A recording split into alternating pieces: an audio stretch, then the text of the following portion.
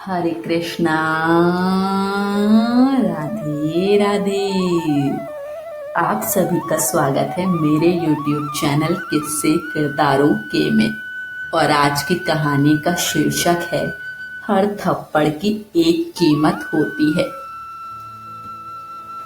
मैं आपका स्वागत करती हूँ आज के एक बेहद संवेदनशील और सशक्त कहानी सत्र में। आज हम बात करेंगे उस दर्द की जो ना तो दिखाई देता है ना ही आसानी से समझ में आता है। एक ऐसा थप्पड़ जो सिर्फ चेहरे पर नहीं आत्मा पर पड़ता है। यह कहानी सिर्फ नेहा की नहीं है बल्कि हर उस महिला की है जो चुप रहती है, सहती है, लेकिन जब जवाब देती है तो उसका मौन पूरी दुनिया को झकझोर देता है। यह कहानी हमें यह समझाती है कि सहनशीलता कमजोरी नहीं होती और हर इंसान का आत्मसम्मान अनमोल होता है। तो चलिए इस कहानी के जरिए हम खुद से एक वादा करें कि हम अपने गुस्से, अपनी निराशा और अपनी थकान को अपनों पर नहीं उतारेंगे। घर को एक पवित्र स्थान बनाएंगे जहां प्यार, समझदारी और सम्मान रहेगा, ना कि चोट, अपमान और तानाशाही। वीडियो को अंत तक जरूर देखिए क्योंकि हो सकता है ये कहानी किसी का जीवन बदल दे। अर्जुन बार बार दरवाजे की तरफ देख रहा था। 2-3 बार तो बाहर जाकर आ भी चुका था, लेकिन अभी तक श्वेता का कोई अता पता नहीं था। उसने 2-3 बार फोन मिलाया पर श्वेता ने फोन नहीं उठाया। कभी कभी उसने रसोई में काम कर रही अपनी पत्नी नेहा की तरफ भी उम्मीद से देखा, पर नेहा ने कोई ध्यान नहीं दिया। गुस्सा बहुत आ रहा था अर्जुन को, लेकिन कुछ कह नहीं सकता था क्योंकि अब नेहा जवाब देना सीख चुकी थी। अचानक अंदर के कमरे से कमला देवी के करहाने की आवाज आई तो अर्जुन भागकर अंदर गया। माँ बिस्तर पर उदास पड़ी थी, आंखों में आंसू थे। अर्जुन ने कहा, बस माँ, श्वेता थोड़ी देर में आ जाएगी, आप परेशान मत होइए। उसी वक्त दरवाजे पर मोबाइल की घंटी बजी। श्वेता आ चुकी थी। उसे देखकर अर्जुन बोला, श्वेता, आज भी देर हो गई, माँ कब से तुम्हारा इंतजार कर रही हैं। भैया जी, क्या बताऊं, ट्रैफिक में फंस गई थी। ठीक है, पहले माँ के पास जाओ। श्वेता माँ के कमरे में गई। इधर अर्जुन नेहा को गुस्से से घूर रहा था, लेकिन नेहा वैसे ही चुपचाप अपना टिफिन पैक करती रही और बिना कुछ कहे स्कूल के लिए निकल गई। अर्जुन कुछ नहीं कर पाया। फिर उसने श्वेता के लिए चाय चढ़ाई और आवाज दी, श्वेता, अपनी चाय ले जाओ। श्वेता चाय लेने आई तो अर्जुन ने पूछा, माँ ठीक है? हाँ भैया जी, अब ठीक हैं। सुबह से पूछ रहा हूं, कोई जवाब नहीं दे रही। कपड़े गंदे हो गए थे, शायद उसी से परेशान थी। नहलाकर अब ठीक कर दिया है।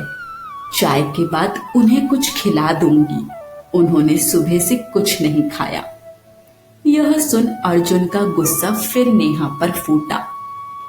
कैसी पत्नी है मेरी, माँ की तकलीफ नहीं दिखती। अगर उसकी माँ होती बिस्तर पर तब भी ऐसा करती।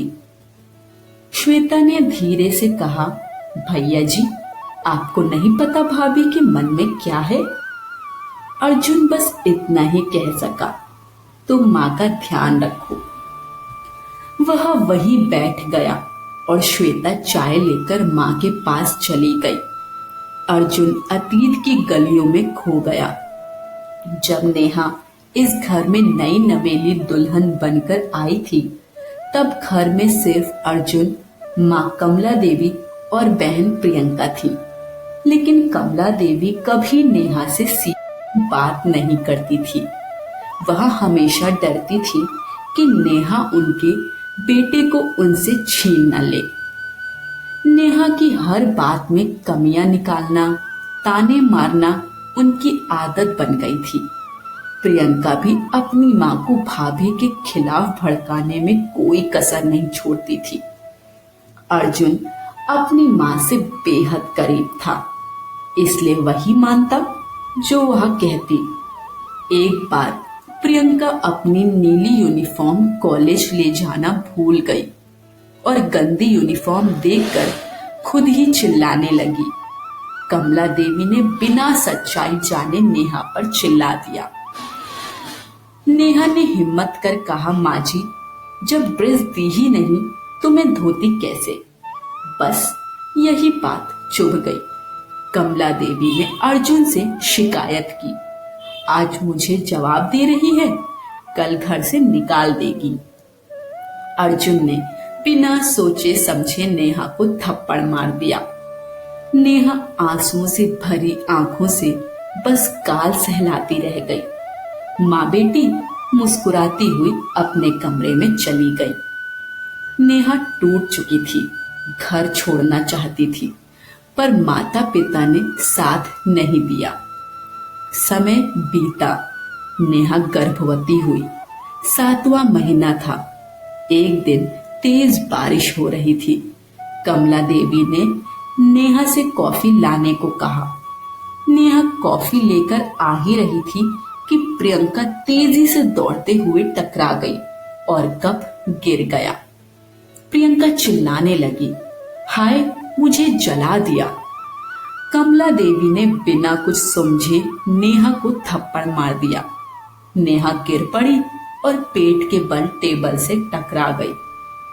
अर्जुन उसे लेकर हॉस्पिटल भागा। डॉक्टरों ने बताया कि उसका मिसकैरेज हो गया है। कुछ दिनों बाद अर्जुन ने नेहा के लिए एक नर्स रखी, श्वेता। श्वेता ने इन दिनों में देखा कि घर में नेहा की कोई पूछ नहीं थी। भूखी प्यासी चुपचाप दर्द में भी अकेली। जब तक श्वेता नहीं आती कोई पानी तक नहीं पूछता। धीरे धीरे नेहा ठीक हुई और उसने स्कूल में नौकरी ज्वाइन कर ली। विरोध हुआ पर उसने किसी की नहीं सुनी। प्रियंका की शादी हो गई, लेकिन नेहा दोबारा कंसीव नहीं कर सकी। कमला देवी अब अर्जुन की दूसरी शादी करवाने की जिद पर थी, पर नेहा ने न तलाक को तैयार थी न झुकने को। एक दिन कमला देवी बहन के घर गुस्से में जा रही थी और एक्सीडेंट हो गया। आज वह बिस्तर पर है। अब लोगों को लगा कि नेहा सब भूलकर सेवा करेगी, लेकिन नेहा ने कह दिया, मुझसे सेवा नहीं होगी, नर्स रख लीजिए या बेटी को बुला लीजिए। हर थप्पड़ की एक कीमत होती है और मैं कोई देवी नहीं हूँ। उसने कमला देवी को जिस घृणा से देखा, सबकी नजरें झुक गईं। प्रियंका ने ससुराल से आने से मना कर दिया। फिर से श्वेता को बुलाया गया। नेहा अब भी रसोई संभालती थी, खाना बना देती थी, लेकिन सेवा नहीं करती थी। और अब कोई ये कहने की हिम्मत भी नहीं रखता था कि माँ की सेवा तो कर लो। शिक्षा। थप्पड़ सिर्फ शारीरिक नहीं होते, वे आत्मा पर भी वार करते हैं, और जब आत्मा तक कोई चोट पहुंचती है तो उसका उत्तर नेहा की तरह मौन, आत्मनिर्भरता और सम्मान से दिया जाता है। आज की कहानी यही समाप्त होती है। कहानी पसंद आए तो कमेंट बॉक्स में हमें अपना फीडबैक जरूर दीजिए। वीडियो को लाइक शेयर करें और चैनल को सब्सक्राइब करें। सभी को हरे कृष्ण, राधे राधे।